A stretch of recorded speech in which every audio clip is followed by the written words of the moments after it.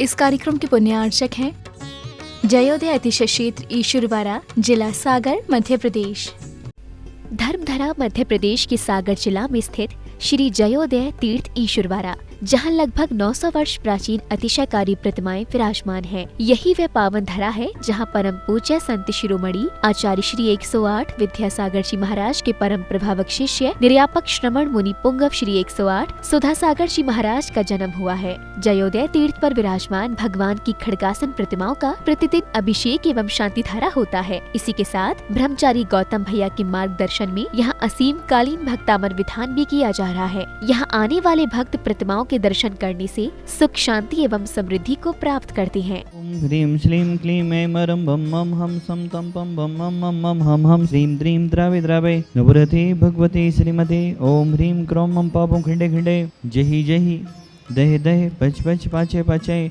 ओम विश्वादेशी वर्धमान पर्यन्ता चतुर्विंशति अधन्तो भगवन्ता सर्वज्ञः परम मंगलम धिया यम उच्चसिद्धं तद्वन्तु सधर्मकायेषु यम उच्चसिद्धं पिच्छन्तु नः।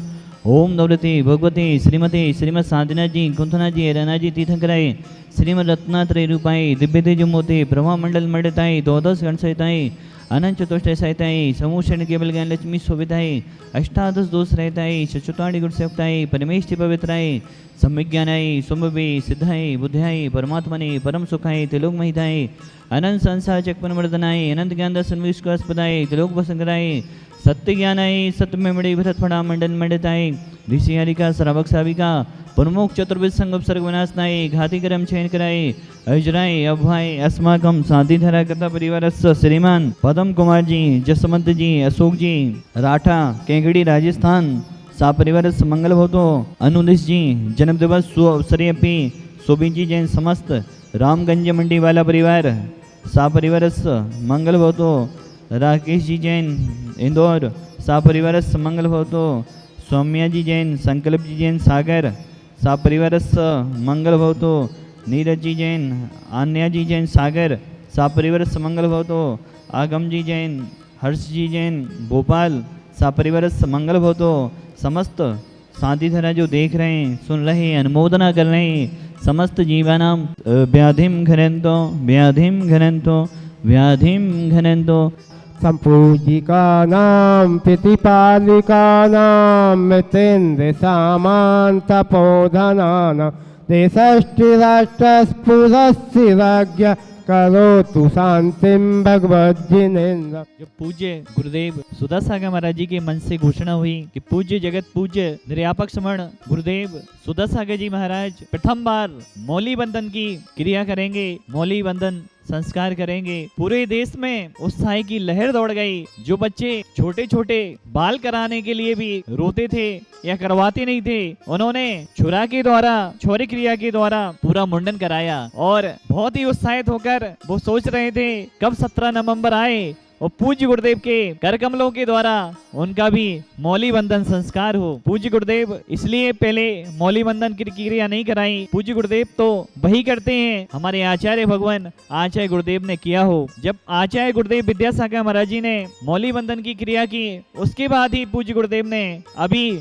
17 नवंबर को प्रथम बार मौली बंधन की क्रिया की। कैसा उत्साह, पहली बार इन आंखों ने देखा। 100, 200, 300 लोगों का तो मौली बंधन देखा था, लेकिन लगभग 7000 लोग एक साथ मौली बंधन की क्रिया कराने के लिए आए और सुबह 11 बजे से लेकर शाम के 5 बजे तक बच्चों को एक पंडाल में एक स्थान पर बैठना, जिसमें 5, 6 साल, 8 साल, 9, 10 साल ऐसी उम्र के बच्चे, आप कल्पना करो ऐसे बच्चों को एक साथ 11 बजे से लेकर 5 बजे तक एक आसन पर एक ही जगह बैठालना, ये भी किसी अतिशय से कम नहीं है। क्योंकि अगर 2-4 बच्चे हो जाएं तो पूरे कमरे में कितना शोर शराबा करते हैं, इधर जाते हैं, उधर जाते हैं, उधर जाते हैं, इधर आते हैं। लेकिन लगातार एक साथ बैठना बच्चों का, क्योंकि बच्चे सिर्फ एक ही इंतजार कर रहे थे कि भाई कब घड़ी आएगी जब पूज्य गुरुदेव सुधासागर जी महाराज के द्वारा उनका मौली बंधन की क्रिया होगी, मौली बंधन का संस्कार होगा। और आप सभी लोगों ने देखा है पूज्य गुरुदेव सुधासागर जी गुरुदेव जिनके हाथों के द्वारा 7000 बच्चों का मौली बंधन की क्रिया की गई। हाथ 7 बार उठा के देखना, मालूम चल जाएगा कैसा साधना होती है, कितना कठिन होता है। एक हाथ को 7 बार उठाना और उंगलियों के द्वारा मौली बंधन का संस्कार करना, और उस सिर पे करना जिस सिर पर छुरे की क्रिया हुई हो, मुंडन हुआ हो, छुरा आदि चला हो, सिर कड़क हो जाता है, उंगलियां भी छिलने लगती हैं। अगर 200-300 बार अगर हम किसी के सिर पर करेंगे तो उंगलियां छिलने लगेंगी, ब्लड निकल आएगा, खून झलक आएगा। और लगातार 7000 बार एक सिर किसी के सिर पर एक क्रिया करना, ये भी पूज्य गुरुदेव की साधना है। सामान्य श्रावक तो सोच भी नहीं सकता कि कैसे 7000 बार हम किसी के सिर पर करेंगे एक क्रिया और 7000 बार उसको संस्कार करेंगे। पूज्य गुरुदेव के संस्कार, पूज्य गुरुदेव 12:45 पर पंडाल में आ गए और लगातार संस्कार देते रहे। उसके बाद जिज्ञासा समाधान का समय हो गया, 5:30 बज गए। पूज्य गुरुदेव उसी आसन पर बैठे हुए थे और जिज्ञासा समाधान चालू कर दिया। पूज्य गुरुदेव 12:45 पर आए और 6:45 पर गए।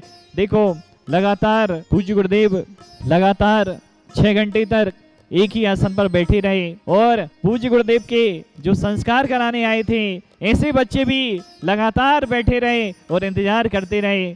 ना उनने भूख ना उनको प्यास किसी की भी फीलिंग नहीं हुई, बस उनको तो एक ही था कि हमें पूज्य गुरुदेव सुधा सागर महाराज जी के हाथों से मौली वंदन की क्रिया कराना है। उस उत्साह में आए। जो 40 साल के युवा दुख मनाते थे कि हमारी अभी तक शादी नहीं हुई, इस दुख में रहते थे, उस दिन अपने आप को उनने धन्य माना कि धन्य हमारी शादी नहीं हुई, हमारा विवाह नहीं हुआ। बहुत सारे 35 साल 40 साल के युवा थे, वे अपने आप को धन्य मान रहे थे कि आज के ही दिन अगर उनकी शादी हो गई होती, विवाह हो गया होता, तो पूज्य गुरुदेव के हाथों से मौली बंधन के संस्कार उनके ऊपर नहीं किए जाते।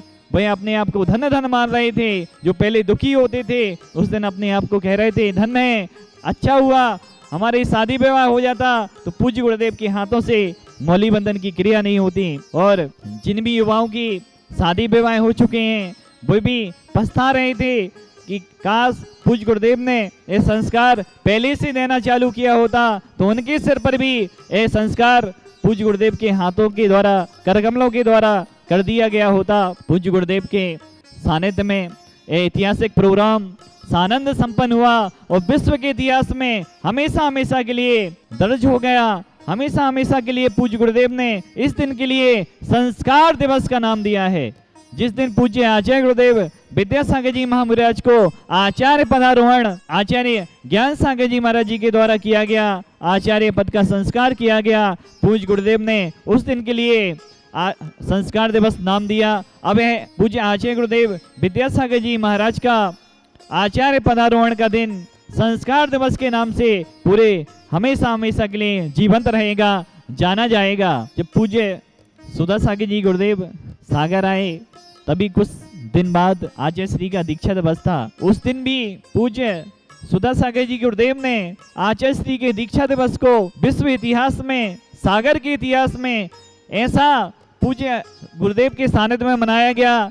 कटरा से शोभा यात्रा चालू हुई, मंगलगिरी तक पहुंची। लगभग 3.5-4 किलोमीटर का तो अकेला जुलूस ही था जिसमें लाखों श्रावक शामिल हुए। ये भी एक इतिहास था आचार्य श्री के दीक्षा दिवस का। सागर के इतिहास में कभी भी ऐसा दीक्षा दिवस नहीं मनाया गया। जब पूज्य गुरुदेव के सानिध्य में हम देख रहे हैं सागर में नए कीर्तिमान स्थापित हो रहे हैं। हर एक कार्यक्रम एक नए इतिहास को सागर के लिए छोड़ रहा है और सागर एक नया इतिहास रच रहा है। धन्य ऐसे गुरुदेव जिनकी साधनाएं, जिनकी तपस्याओं के द्वारा ये सब संभव हो रहा है और हम सभी लोग ऐसे गुरुदेव को अपनी आंखों से देख रहे हैं, उनके दर्शन कर रहे हैं। बोलिए पूज्य गुरुदेव सुधा सागर जी महाराज की जय।